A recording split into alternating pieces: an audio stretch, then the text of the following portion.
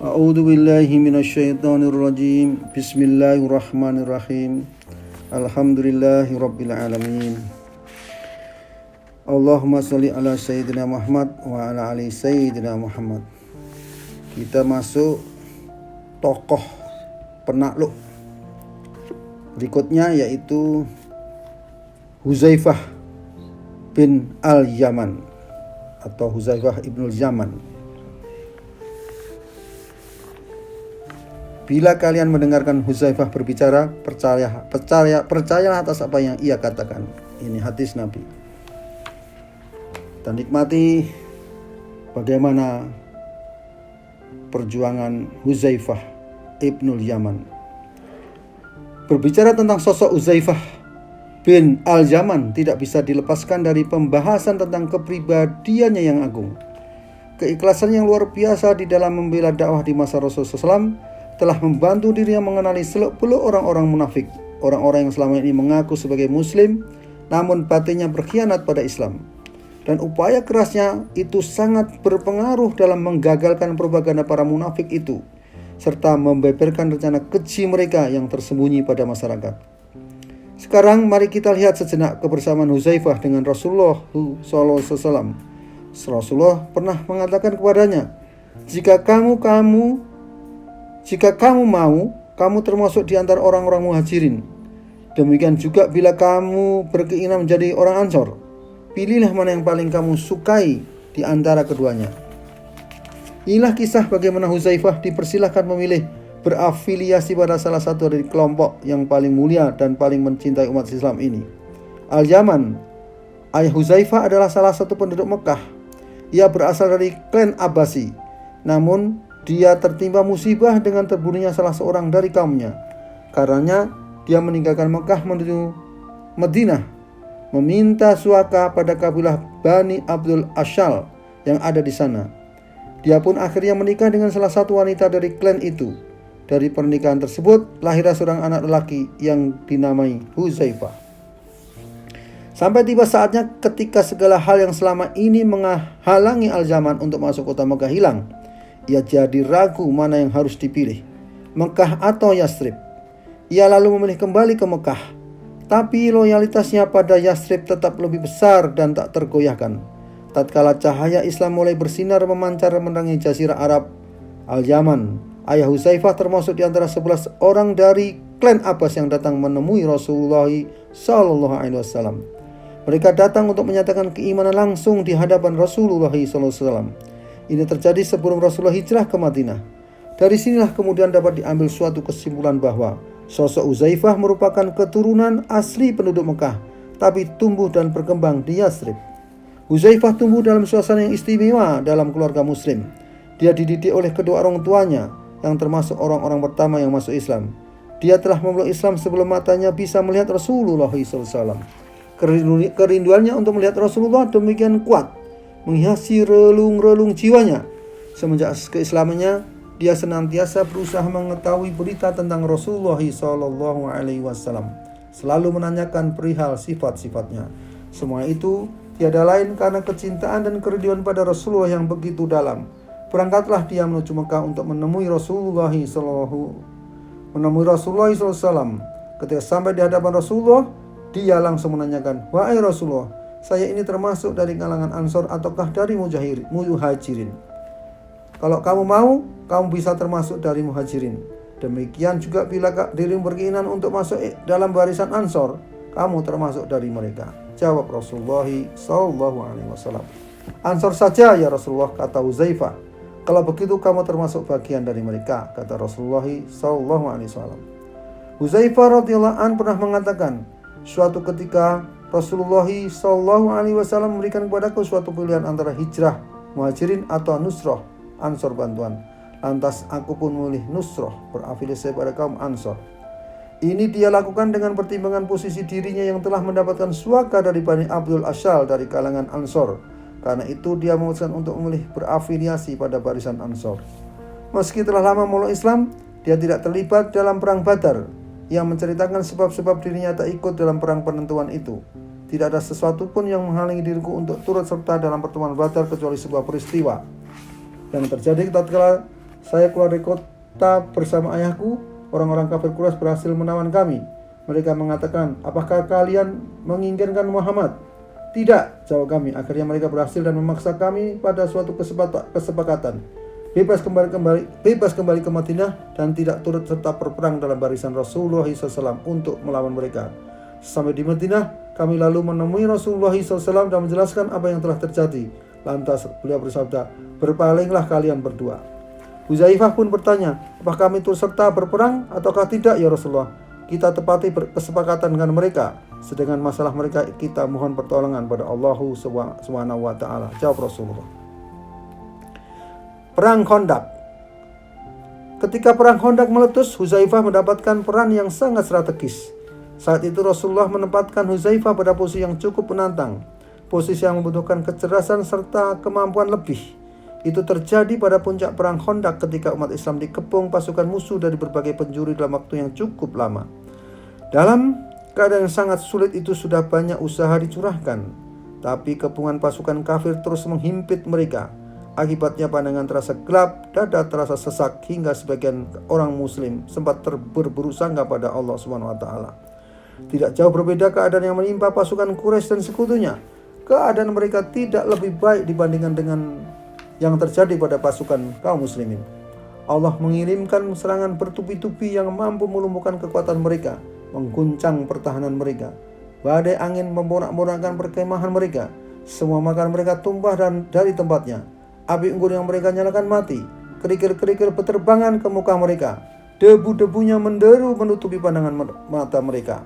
Demikianlah catatan akhir dari peperangan tersebut. Namun pasukan kafir itu tetap belum beranjak dari strategi pengepungan ketat atas kaum muslimin. Dari sinilah Rasulullah SAW membutuhkan tenaga dan pengalaman Huzaifah bin al-Yaman untuk masuk ke tengah pasukan musuh di tengah gelap malam, dengan harapan dia dapat memberikan berita-berita penting sebelum keputusan diambil dan komando ditetapkan. Mari kita simak penjelasan Huzaifah tentang perjalanannya menuju zona yang dekat dengan kematian itu. Malam itu kami semua sedang duduk dalam keadaan siaga. Abu Sufyan dan bersama pasukan kaum musyrik ke Mekah berada di sebuah tempat di atas kami. Adapun Bani Quraisyah dari kalangan Yahudi berada dalam posisi yang lebih rendah dari mereka. Kami mengkhawatirkan istri-istri dan rumah kami dari serangan mereka.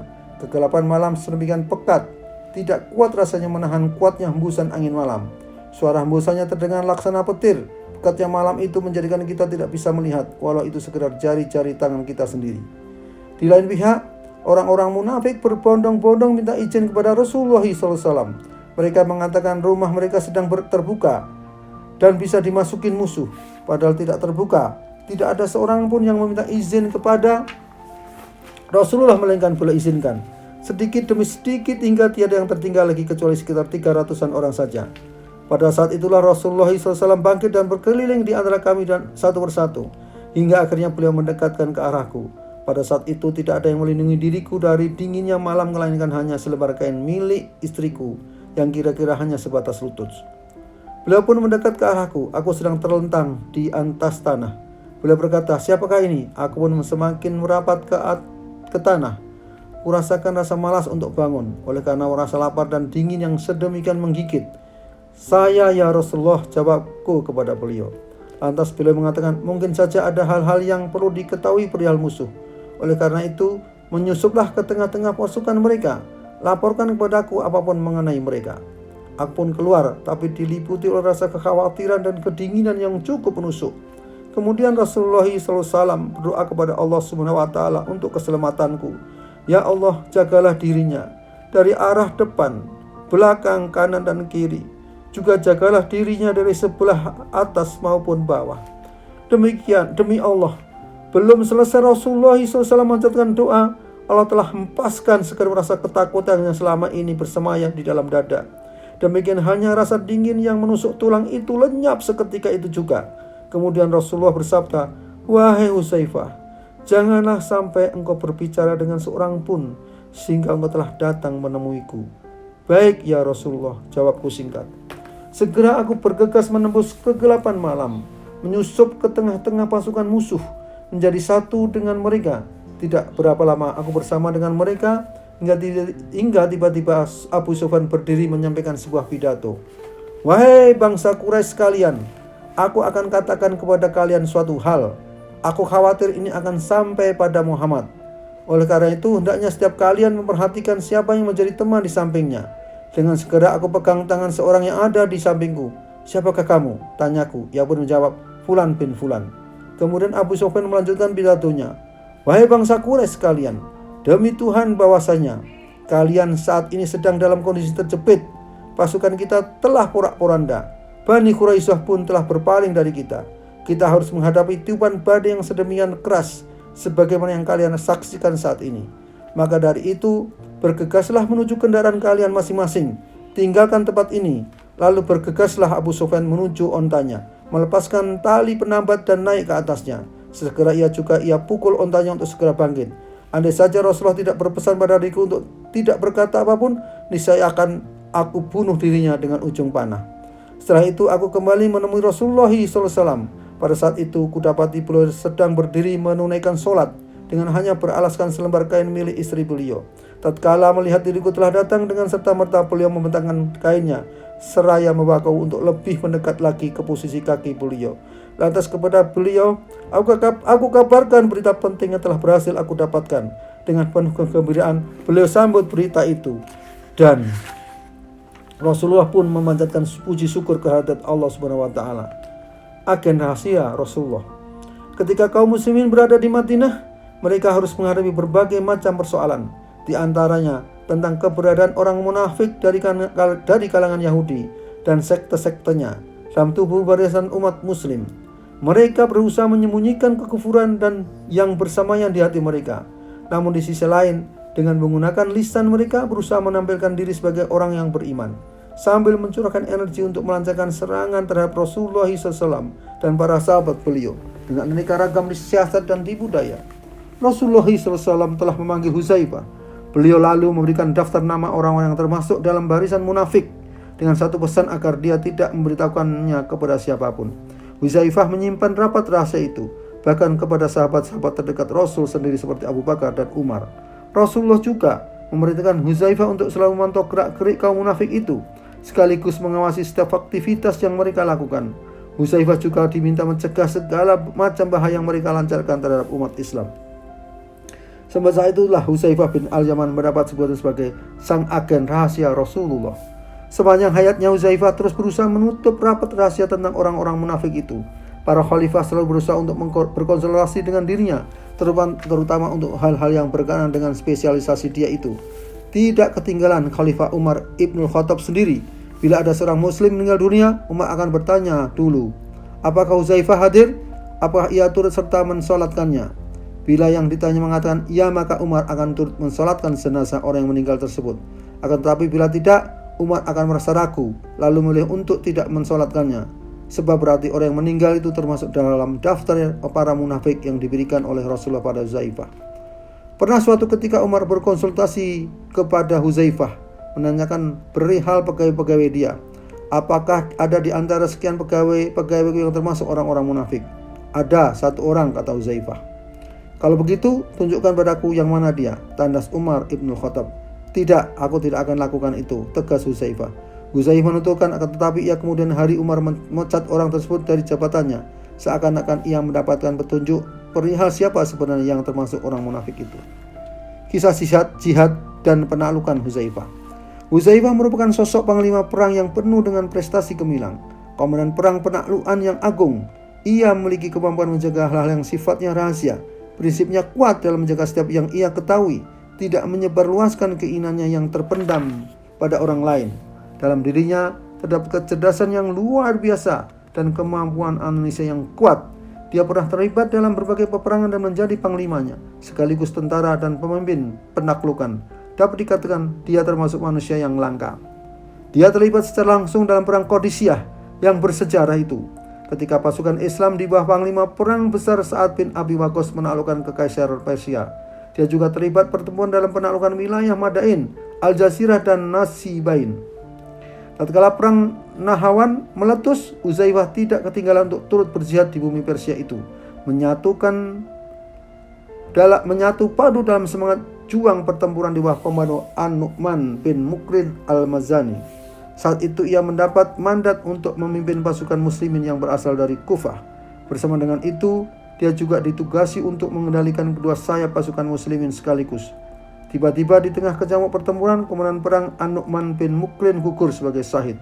Estafet kepemimpinan pun beralih ke tangan Huzaifah, sesuai dengan wasiat Khalifah Umar ibn Khattab dalam suratnya kepada komandan Nu'man. Bila suatu saat engkau gugur, maka kepemimpinan dipegang oleh Huzaifah. Karena itu Huzaifah langsung mengambil alih komando militer pasukan muslimin. Pertempuran pun terus berlangsung hingga malam hari, dan kemenangan diharapkan itu pun berpihak pada kaum muslimin. Pasukan Persia berhasil ditaklukkan dan akhirnya kota Nahawan berhasil dibebaskan. Setelah misi pembebasan Nahawan itu, Huzaifah juga menorehkan prestasi cemerlang dalam pembebasan kota Dinawar dan Rai serta wilayah Azerbaijan. Setelah misi-misi penaklukan itu selesai, Huzaifah kembali ke kota Kufah untuk menjadi gubernur di sana sesuai dengan keputusan Khalifah Umar ibn Khattab. Semoga Allah Subhanahu wa taala mencurahkan ridhonya kepada Huzaifah bin Al-Yaman yang telah membantu para sahabat dengan informasi-informasi berharga tentang ancaman yang membahayakan agama Islam dan kaum muslimin, baik secara materi maupun non-materi. Dia sangat membantu Umar ibn Khattab dalam peperangan kota di Kufah dan Basra. Mudah-mudahan Allah Subhanahu wa taala menimpakan keridhaan kepada Huzaifah radhiyallahu an, pribadi yang berjiwa penakluk agung. Dia membebaskan kota-kota di Persia sekaligus menebarkan syiar Islam di sana. Ridha Allah niscaya akan senantiasa menyinari detik-detik sang agen rahasia Rasulullah ini, Huzaifah ibnul Yaman radhiyallahu anhu. Wa minkum. Assalamualaikum warahmatullahi wabarakatuh.